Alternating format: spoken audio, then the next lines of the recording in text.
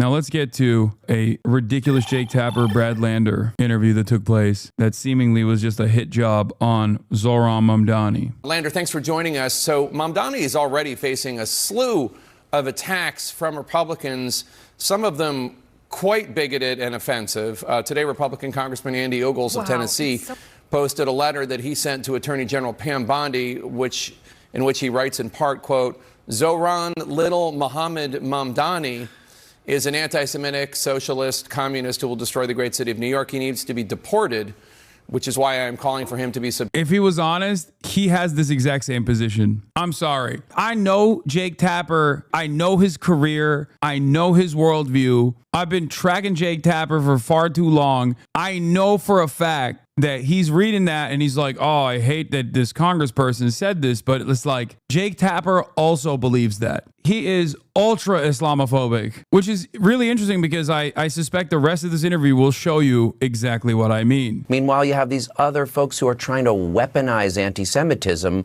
like Donald Trump did in his tweet attacking Zohran, in which, again, he called Chuck Schumer a Palestinian. These are offensive. It's like treating Jews as pawns for political purposes, and it's gross bigotry. And New Yorkers are going to show, just like they did in the primary, that we're better than that.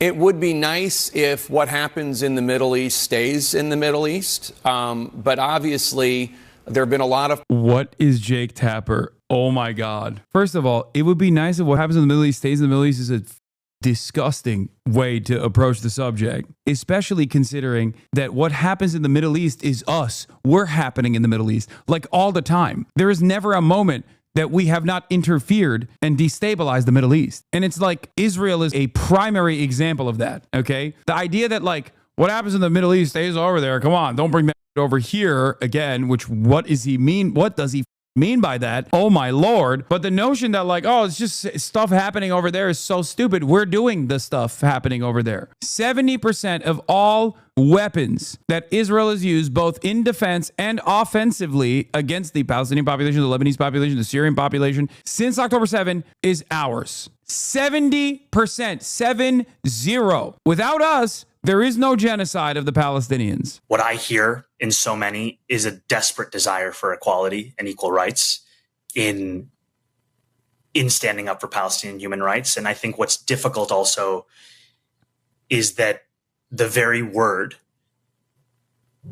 has been used by the Holocaust Museum when translating the Warsaw Ghetto Uprising into Arabic, because it's a word that means struggle. Sure. And as a Muslim man who grew up post 9/11, I'm all too familiar in the way in which Arabic words can be twisted, can be distorted, can be used to justify any kind of meaning. Everything he said here is 100% factually accurate, down to the fact that Muslim words, Arabic words, ooh, scary. That's what it is. That's what the this is. That is precisely what the this is. You're scared. You are scared of an Arabic word. It sucks that we can't have a honest conversation about this because so many other people are also afraid, and therefore they will never look within themselves and be like, wait a minute, this is true. This is just like a word that does not carry the weight that I think it carries, so much so that even the Holocaust Museum was using it as the Warsaw Ghetto Intifada in its translations initially,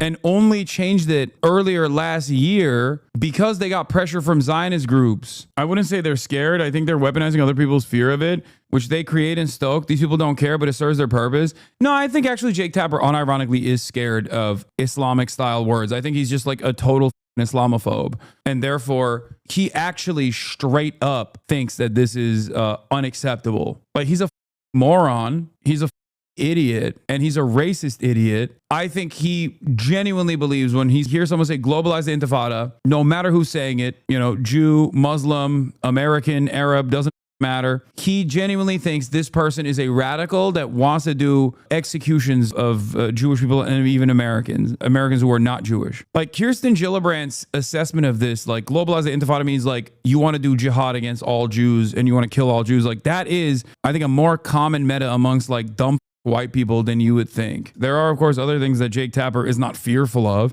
Like, I don't think Jake Tapper thinks that Zohran Mamdani is anti-Semitic. Deep down inside, I think if he thinks Zoran Mamdani is anti-Semitic, it's because he's Islamophobic and he thinks, oh, this guy's Muslim. You know how they are. You know, that's maximum. He doesn't think that like Zoran Mamdani is like a Nazi style anti-Semite. So I've never seen this happen before. The U.S. Holocaust Museum responded to what he said there, posting the statement saying, quote, exploiting the museum and the Warsaw Ghetto uprising. I hope Brad hit this back and was like, yeah, they changed it. They changed it. This is the unfortunate logical trap that liberal Zionists will fall to, though. I don't think he's going to be able to correct this. If Jake Tapper, on the other hand, had an anti-Zionist Jew on, an anti-Zionist Jew would literally chop this shit up in a million different directions. Number one, are you telling me that the Trump-appointed heads of the U.S. Holocaust Museum had no issue weaponizing my people's history like this? That's number one. Number two, the very same U.S. Holocaust Museum that literally under the Biden administration in 2024, actually, until they got pressure from Zionist groups, called the Warsaw Ghetto Uprising, the Warsaw Ghetto Intifada in its Arabic translation, because that is what that word means. Intifada is an uprising. And last but not least, the differences between the Warsaw Ghetto Uprising and any sort of intifada, any sort of uprising, or even October 7 is only a major point of difference to you if you think that only Jews are capable of being victims to a genocide and that Palestinians cannot be a victim to a genocide by Israel. If that is your assessment, then you're directly at odds with every single human rights group, every single one. You're directly at odds with the United Nations. You're at odds with most likely the ICJ, the International Court of Justice. You're directly at odds with the International Criminal Court. It is ridiculous. That's it. To sanitize the phrase globalize the Intifada is outrageous and especially offensive to survivors. Since 1987, Jews have been attacked and murdered under its banner, meaning globalize the Intifada. All leaders must condemn its use and the abuse of history. Does it make you uncomfortable with New York the epicenter for so much of this pro-Palestinian, anti-Israel protest?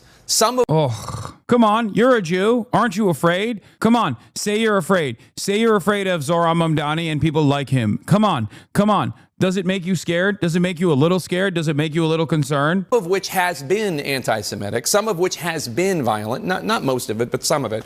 Does it make you uncomfortable that he won't condemn that phrase? Well, first, the phrase globalize the Intifada absolutely makes me uncomfortable. And I mean, I named my son after a leader of the Warsaw Ghetto Uprising. And I've made real clear, you know, people might mean something different, but all I can hear when you say that is open season on Jews after what happened in Boulder and what happened in D.C. I go to a lot of Jewish communal events, and I don't want to keep looking over my shoulder. And I made that real clear. He clarified it's not language that he uses or I think has ever used, and that he doesn't believe in policing other people's speech. That said, the question for me is, will he be a mayor who works hard to keep all Jews, including Jews like me, who do believe in the vision of Israel as a Jewish endeavor? Everybody calm down. This is what I mean. This is why I said there is a limit that Jake Tapper also knows to Brad Lander's opinion on this issue. There's a limit. While he will gladly stand by Zoran Mamdani's side and defend him, there is obviously a personal disagreement here born out of the limitations of being a liberal Zionist. That's what it is. It's the Bernie Sanders conundrum as well. I wonder what Bernie would say if he was ever asked with this question, if he was ever faced with this as well. Real talk, do you think we could convert Brad Lander to anti-Zionism? Dude, come on. He's like, what, 50 years old? Like, I think that time has passed. I'm sorry. While I am capable of changing a lot of younger Gen Z, formerly liberal Zionists or Zionist Jewish people's minds, there is a limitation. It requires a tremendous amount of goodwill and a tremendous amount of charitability that many people have offered to someone like myself. But I, as a Muslim especially, am going to have a much harder time doing this. It's just the unfortunate reality. I'm being super serious about this. By the way, make no mistake, I'm capable of changing the mindset of people on, no matter what age they are, on every other issue.